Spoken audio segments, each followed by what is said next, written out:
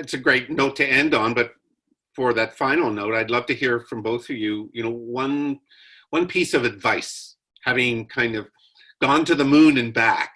To me, you're like astronauts. You're now back on the ground. You're back on terra firma, and you've adjusted to gravity once again.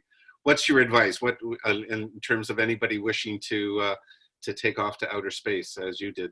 I would say a couple things. I think it's also just important to look at and acknowledge there's a lot of artists that have already been working in this space.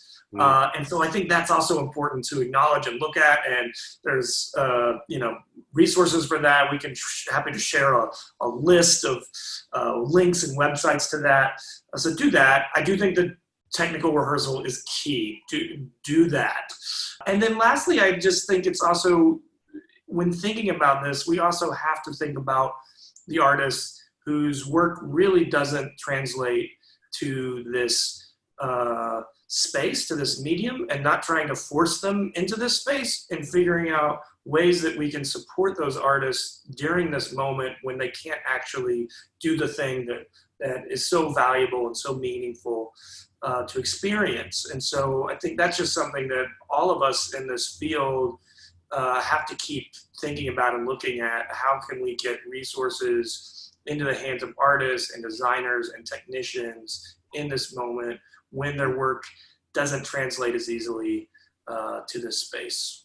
As curators, part of our job is just to lean into the unknown with a sense of kind of curiosity and openness and transparency. And I think, if that is the spirit in which we approach this realm of the virtual and the digital, with kind of not necessarily with all of the answers. And I think that's what was so beautiful about Fusebox. It was sort of offered as a series of questions about, in fact, what's possible, and then inviting the artists and the audience to participate in that discussion. And I think there's that spirit of kind of curiosity and openness that if we sort of lean into that and treat it as an investigation rather than sort of pretending that we have all the answers, I think that will do us well into the future, no matter which medium we're working in, whether it's the virtual or the real. The world is changing, and I think performance and experimental art has such a big role to play in that, because it's about imagining the unknown and creating a platform for us.